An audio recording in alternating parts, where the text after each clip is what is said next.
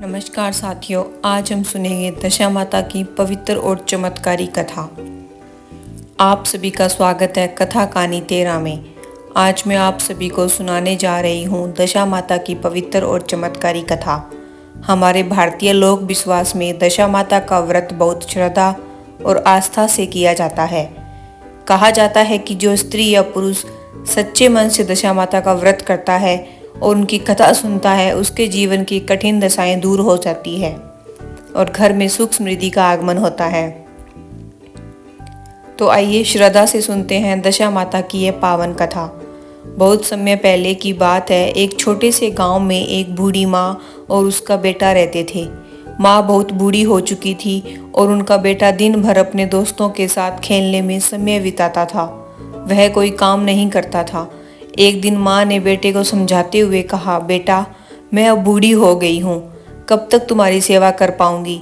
तुम्हें अब कोई काम करना चाहिए ताकि घर चल सके। माँ की बात सुनकर बेटे को अपनी गलती का एहसास हुआ। अगले दिन वह काम की तलाश में गांव में निकल पड़ा। वह कई लोगों से काम मांगता रहा, लेकिन किसी ने उसे काम नहीं दिया। किसी ने कहा, हमारे यहाँ काम नहीं है। किसी ने कहा, तुम्हें कोई काम नहीं आता। आखिर एक व्यक्ति ने उससे कहा, अगर तुम चाहो तो मेरी गाय चराने का काम कर सकते हो। लड़के ने तुरंत वह काम स्वीकार कर लिया। अब वह रोज सुबह गायों को लेकर जंगल जाता और शाम को वापस घर लौट आता। थोड़ी बहुत मजदूरी मिल जाती थी, जिससे घर का खर्च चलने लगा। माँ भी बहुत खुश थी कि उसका बेटा अब मेहनत करने लगा है। एक दिन दशा माता का पवित्र दिन आया। गांव में लोग दशा माता का व्रत कर रहे थे और 9 दिन तक कथा सुनने की तैयारी कर रहे थे। लड़का जब गाय चराकर वापस आ रहा था तो रास्ते में कुछ महिलाओं को पूजा करते देखा। उनके पास एक डोरा पवित्र धागा रखा हुआ था। उन्होंने लड़के से कहा, बेटा, यह दशा माता का डोरा है, इसे अपनी माँ को दे देना। उनसे कहना कि 9 दिन तक दशा माता की कथा कहे और 10वें दिन डोरे को खोले। लड़का वह डोरा लेकर घर आया और अपनी माँ को दे दिया। माँ ने पूरी श्रद्धा से दशा माता का व्रत और कथा शुरू कर दी। एक दिन जब वह घर को लीप पोंछ कर साफ कर रही थी, तभी एक बूढ़ी औरत उसके घर आई। वह बहुत प्यास से परेशान थी। उसने कहा, बेटी, मुझे थोड़ा पानी पिला दो। बूढ़ी माँ ने तुरंत पानी देने की सोची, लेकिन घर में पानी रखने के लिए केवल मिट्टी के बर्तन ही थे। उसने एक छोटी कटोरी में पानी भरकर उस बूढ़ी औरत को दे दिया। वह बूढ़ी औरत असल में दशा माता का ही रूप थी। उन्होंने उस स्त्री की भक्ति और सेवा भावना देखी और तुरंत प्रसन्न हो गई। अचानक वहां से वह बूढ़ी औरत अदृश्य हो गई। कुछ समय बाद उस स्त्री के घर के पास एक घड़ा मिला, जिसमें धन और समृद्धि भरी हुई थी।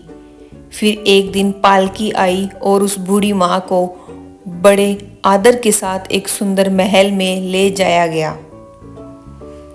वहां उसे बहुत सम्मान मिला और उसका जीवन सुख समृद्धि से भर गया।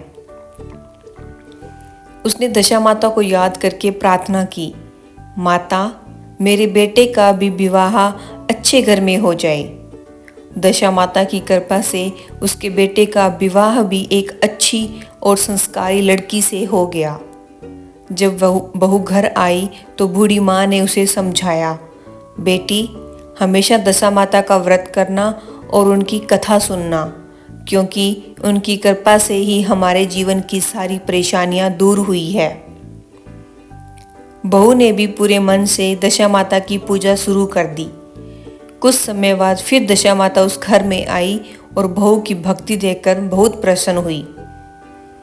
उन्होंने आशीर्वाद देते हुए कहा, अब इस घर में कभी भी अन्न धन की कमी नहीं होगी और तुम सबका जीवन सुख से भरा रहेगा। इस कथा से हमें यह सीख मिलती है कि सच्ची श्रद्धा, सेवा और विश्वास से की गई पूजा कभी व्यर्थ नहीं जाती। दशा माता अपने भक्तों की हर कठिनाई को दूर कर देती है। तो साथियों, यही थी दशा माता की पावन कथा।